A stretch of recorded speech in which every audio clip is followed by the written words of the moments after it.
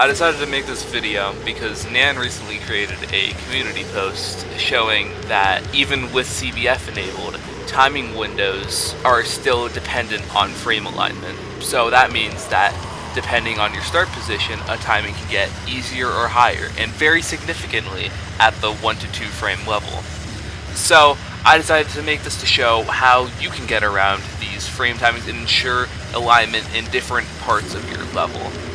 I'll also be providing kind of a visual explanation for how alignment can affect gameplay and how StartPos shift alignment. So if you're not interested in that, then just skip to the timestamp listed on the screen. Also, I will be expecting some left surface level knowledge about technical geometry dash for the explanation. You probably know what a frame alignment is. There's some good videos out there covering this type of stuff. So without further ado, let's get into the demo. So I chose Seri Must and Clear It for the demo, the fixed version by Relane, originally made by Optic Sunflow. Although the reason I did this is because there's one particularly frame alignment dependent section in this where you could pass it from start positions, fail it from 0, pass it from 0, fail it on a start position, and it's better just to avoid that. So I just get in here. Wait, is this an unmodified copy? Fuck me. It's not an unmodified copy. Let's just go get a new one. Bam, bam, bam. Okay, so let's go in practice mode here. And so right now I have show trajectory, no clip, no mirror on, just so it doesn't get jumbled up the hitboxes when I go through the mirror portals here. And then I have show hitboxes with the trail length to show you guys the differences in my trail at different alignments. So, okay, so this is this jump where you have to fit between the yellow pad over here and then the cube over here, or the blocks over here. This is what I'm going to showcase to show the differences in hitbox trail. So if using show trajectory, that's another mod I'm using. Actually, where is it? Over here. Yeah.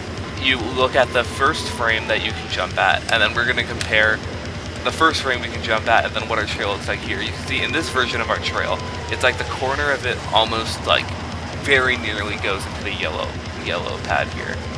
And so I'm going to take a screenshot of this just so then we can compare it with the start position and then with my fix. So here, let me get a quick screenshot, save. So then now let's look at the part of the level that I'm saying is alignment dependent. Fuck, I'm fucking ass at this level actually. Okay, am I gonna hit this pink orb? Okay. Yeah, and so it's just so you have to do a quadruple click here. You hit a yellow orb, then a blue orb, and then a yellow orb, and then you have to do another yellow orb click. It's, first of all, this is completely blind. So even if I hit it here, I just eat shit on the top bush there. But you can see this is really tight, and I'll put a screenshot of how tight it is when I eventually do it for the video. And you can see how close you are to the bushes to the point where alignment can very much determine if you pass or fail. I don't know if this is a 1 frame or a 2 frame or something, but it's something like that. I don't know. The alignment here really does matter. So imagine I'm okay, I want to place a start position to just practice the transition here in that section. So let's just say that I put it I don't know, here. Oh man. Flip gravity. There we go. And then we jump at the first coyote frame here. And then you'll notice that if I compare these two screenshots here, that one of them, they're incredibly similar. Actually, let me see if I can find a better example here.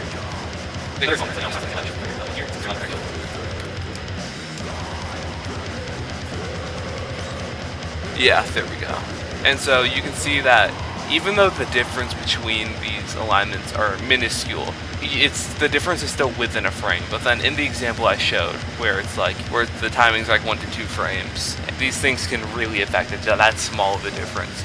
You're I want to fix this, right? So the purpose of the tutorial, let me show you how to fix it. Okay, I want to make sure that I'm aligned right about here, you know. So right here, somewhere there. And so what you want yourself to do is, let's disable this so we get the align from 0. We say, let's have a background thing follow the hue here. So it's directly on the cube's first frame, and then you do an advanced follow, 1, and then you're going to have this follow around the cube, 1.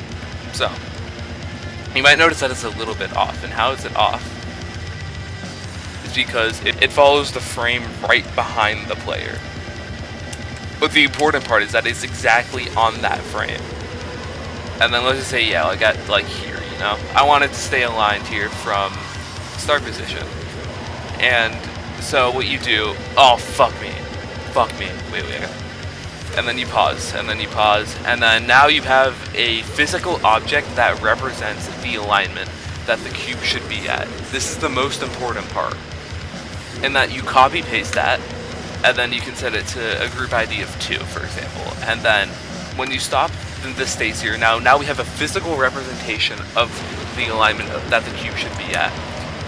And then, so what you do is you keep this here, and you have a teleport, and the teleport makes sure that the alignment stays the same. And then, so you're gonna want to put this in like the exact like center of the cube here.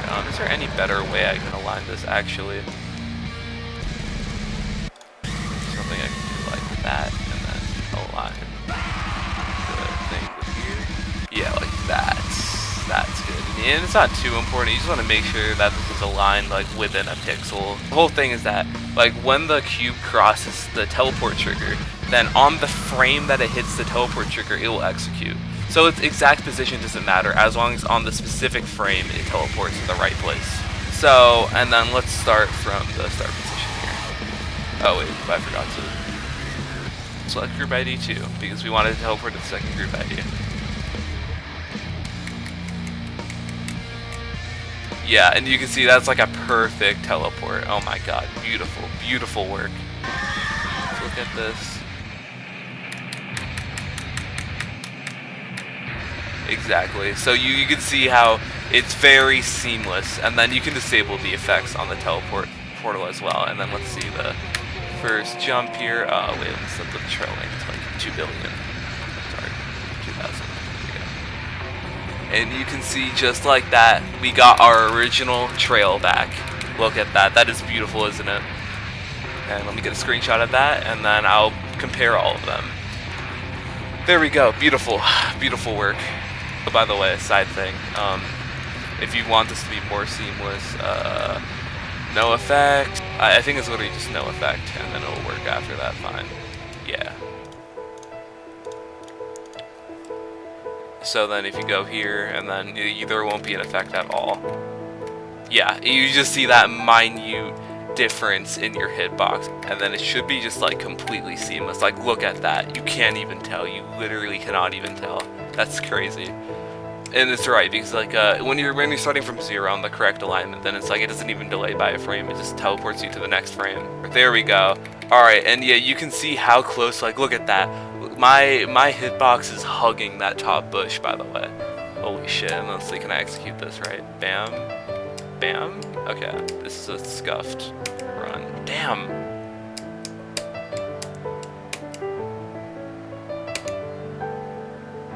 Alright, let's see how far can we go without dying. Fuck.